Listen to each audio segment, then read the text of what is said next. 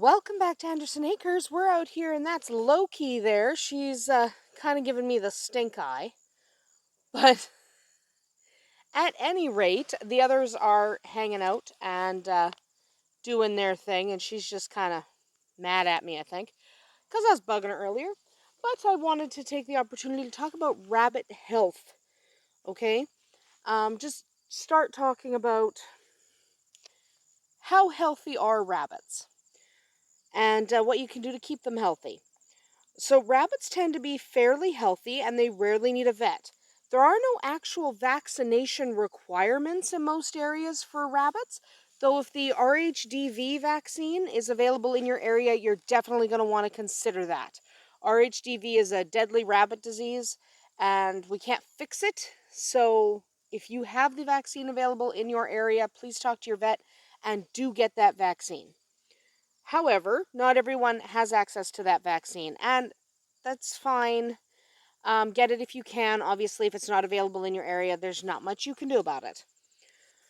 So, if you do have signs of ill health in your rabbit, then you definitely want, there's Jake over there, you definitely want to get your rabbit to a vet.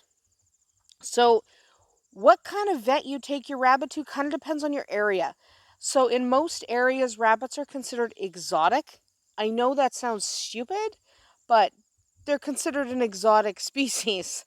So, you may have to take your rabbits to an exotic animal vet. If you live in an area where there's a lot of rabbit farms, then you actually might be able to take your rabbit to a farm vet. Yes, rabbits and cats love each other. No goes no go kiss kiss. Oh, there's Demi. Deli. I always call her Demi, but apparently her name is Deli. Whatever. So if you live in an area where there's a lot of rabbit farms, you actually might be able to take your rabbit to a farm vet. That's what we do. Our area has a lot of rabbit farms in our area, so all of our farm vets are really quite familiar with rabbit health because they have to be. So yeah, if you can, take them to a farm vet. They tend to be pretty knowledgeable, and farm vets do tend to be a little bit cheaper than your exotic animal vets, because exotic animal vets can be very expensive. So, what are signs of ill health in rabbits? Generally, things like not eating, weepy eyes, a runny nose, stuff like that, any kind of swelling, things like that. It is difficult to tell with rabbits because they're prey animals and they hide most pain and illnesses. So you're going to have to handle your rabbits often so you can spot problems early. Okay, pick everyone up, make sure they're okay. You want to spot problems early if you can. All right? Um, Loki's back over here in that corner, by the way. So vet care can be expensive. Because it can be so expensive with rabbits, most rabbit keepers actually do their very best to learn about rabbit care and administer what they can themselves. Hi, sweetie. That's Vanny. Oh, she's going in the back. Okay, fine. I was hoping you would come out and see me. So far, only really Loki wants to. Come on, guys. I'm fun. Or I'm not fun. I got cats. Cats think I'm fun. Eh? Cats think I'm fun. And Loki's right there anyway. They think Loki's more fun than me anyway. Don't worry about it. So if you can learn to diagnose things a little bit at home, you're probably still going to need to develop a pretty good relationship with a vet. But if you can learn to do at least some of it on your own, how to administer things, stuff like that, then that's excellent. So I really wanted to talk today about prevention because a lot of times you can prevent the worst from going wrong. So any creature can get hurt or fall ill no matter what you do. Okay, I had a rabbit several years ago. Her name was Nightmare, and she jumped off a really high spot, and she fell and she broke her pelvis, and it couldn't be fixed, and she had to be put down. It happens. Okay, you can't prevent everything. But if you provide a healthy and a safe environment, and you take the time to prevent issues before they start, you will have fewer issues in the long run. So let's talk about that. So, their home environment. right? So they're set up. Best enclosures are spacious, solid, and secure. Okay, they want to have lots of space, but you don't want a fox to be able to get in and eat your guys. But you do want them to have the space to run around and stretch and be able to live their best life. It'll keep them healthier. You want to protect them from the weather, so provide a shelter, but make sure that shelter is well ventilated because you do want them to be able to breathe and get lots of airflow. Hi. Bunnies are nice. So, if it's hot, you want to use fans or misters or frozen water bottles. You want to give them extra food in the cold. If it's cold out, give them extra bedding, maybe clear tarps. Make sure they're housed in large groups so they can keep each other warm. You don't want to breed outdoors if it's really cold in your area. Um, your hutches, pens, and cages should be kept clean at all times because that is really the best protection against getting ill. So you want to make sure you rake out your rabbit area and not just have them constantly walking around on their own poops all day. So rake out your hutches, rake out your pens. You want to disinfect your pens and your houses from time to time.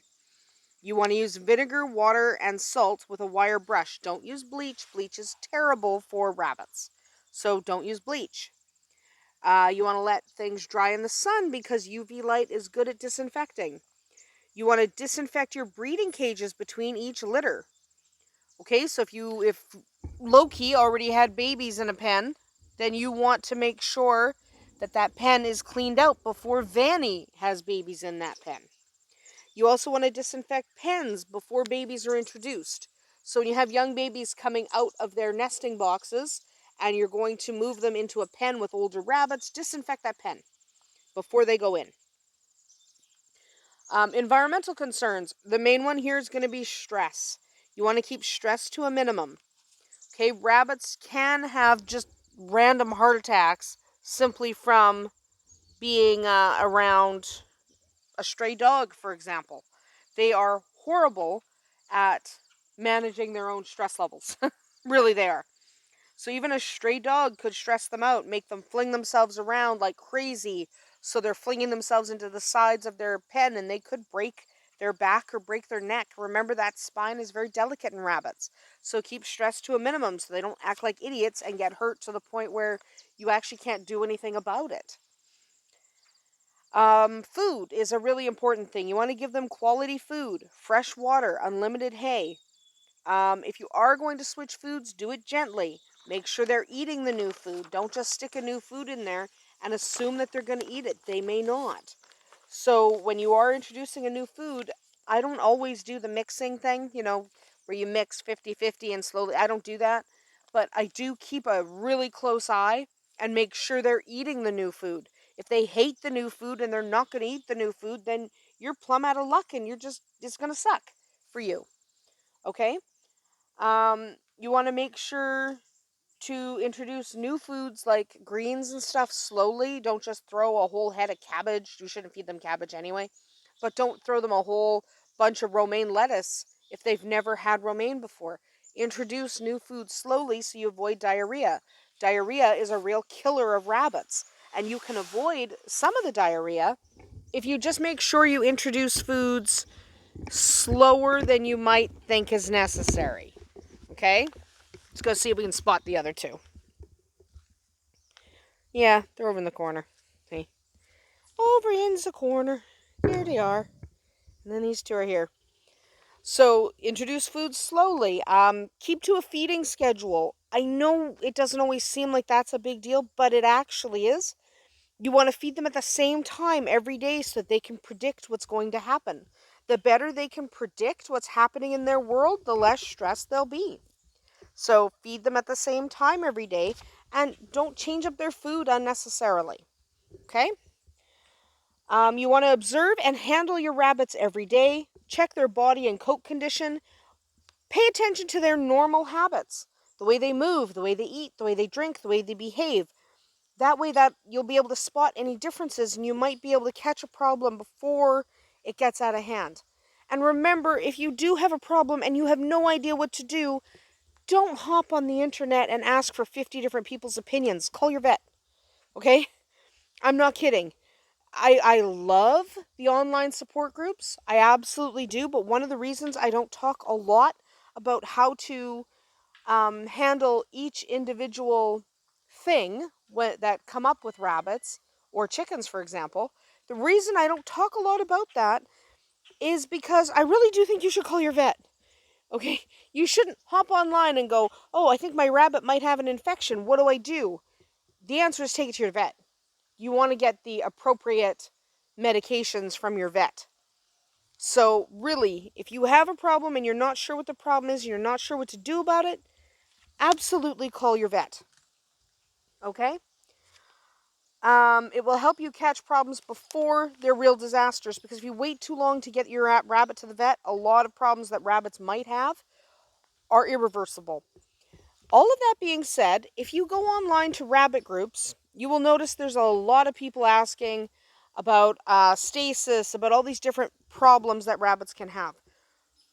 If you just observe those groups in a vacuum, you might think that rabbits are prone to all manner of health problems. They're actually not. Okay, they're not. It's fine. It's just that, seriously, it's more that people go online when they're having problems. I mean, I don't post in rabbit groups every day, hey, no problems today, moving on. Okay, I don't do that because I don't have to do that. I mean, you shouldn't do that. You don't have to do that. Right? But that kind of leads to this echo chamber. I'm just going to go over here. That kind of leads to this echo chamber where people tend to think, oh, he moved. But there he is. People tend to think that rabbits get sick all the time. Same in chicken groups. I think chickens get sick all the time because you have people posting that. But if you had people posting, hey, my rabbits are fine, don't worry about them, every day, and everyone who had fine rabbits posted that, then really what's going to happen is all the people who needed help would be drowned out. Okay? So it is really kind of important to remember that the internet is kind of an echo chamber. So rabbits are pretty healthy. I don't have a lot of problems with my rabbits. I mean, everyone's looking pretty good right now. They all seem fine. Yeah, everyone seems good.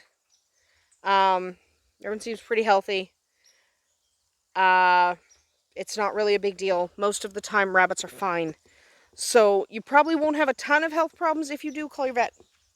Okay, if you notice something very, very different, please call your vet. It's important. All right? That being said, we have a whole bunch of acorns falling down. It's really annoying. So, squirrels are culprits, but also it's fall. So, that being said, we're going to wrap up and get out of this acorn-infested falling acorn nonsense. And we will see you next week. So, that's it for us here at Andersen Acres. We'll see you tomorrow.